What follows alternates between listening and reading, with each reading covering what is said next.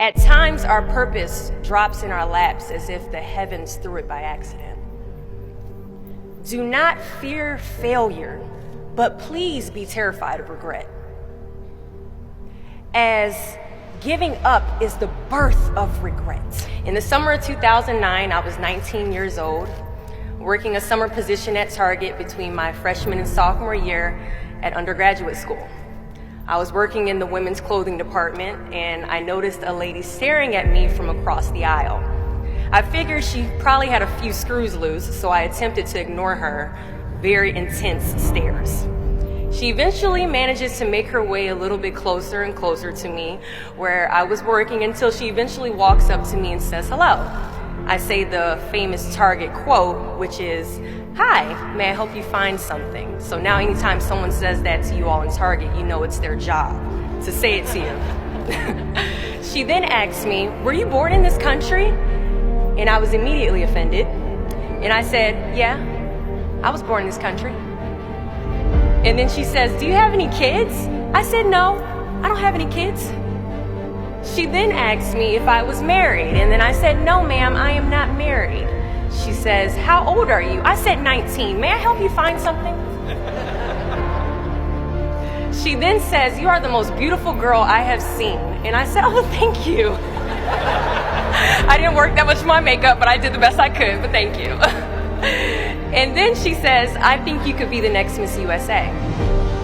And I stare at her in pure disgust and said, "Pageants? You're telling me pageants like Sandra Bullock, Miss Congeniality. Pageants? You think I should compete in pageants? I'm in the Army, okay? We don't do pageants in the Army." She then asked me to meet her at Starbucks the very next day before my next shift at Target. And she just wanted to do a little bit of explaining when it comes to what pageants is. And apparently I was a pretty open-minded 19-year-old because I actually agreed to meet her the very next day. The next day she brought this foot-tall stack of pageant books and proceeds to convince me to enter into a state pageant 3 months later. For those who do not know, when it comes to Miss USA, you have to win your state first, okay? So 3 months later, I compete in my first pageant, and I lose. I go back the second year, compete in the state pageant, I lose.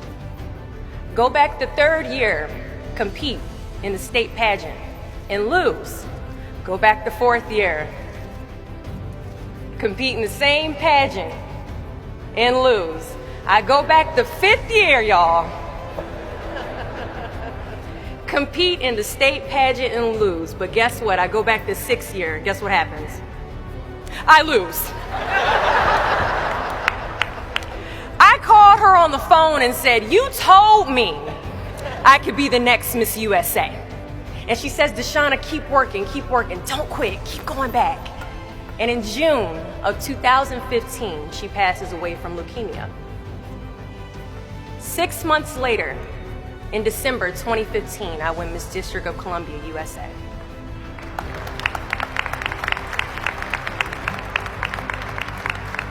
And 6 months after that, in June of 2016, I become the first soldier to win Miss USA.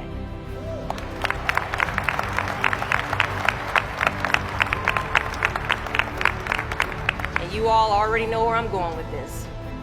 At times, our purpose drops in our laps as if the heavens threw it by accident. I ask only one thing of you all today after you leave this building, after accomplishing an amazing goal. Do not fear failure, but please be terrified of regret. As giving up is the birth of regret. After you walk out this door, you will receive 100 doors shut, slammed in your face. You will have 100 moments that will be filled with someone telling you no, or telling you, "Thank you for your application, but we regret to inform you that we've chosen a different candidate for this job." You will sit in 100 different interviews and you will not get the job. The reality of life is that we will all hear more no's than we hear yeses.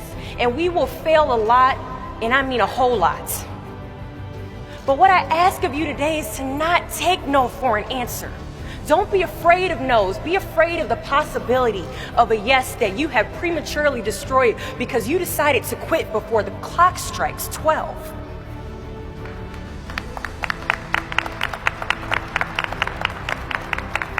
You can ask anyone, friend, family, anybody. I love a good no. Please tell me no. Telling me no is like adding fuel to a fire that is now set ablaze because of your single no. I love additional reasons to work harder. Please give me a reason. So today I challenge you to fight, to work, to not stop here, to believe so heavily in your aspirations that you too will not fear the word no, but instead you will choose to welcome it. Thank you for your time.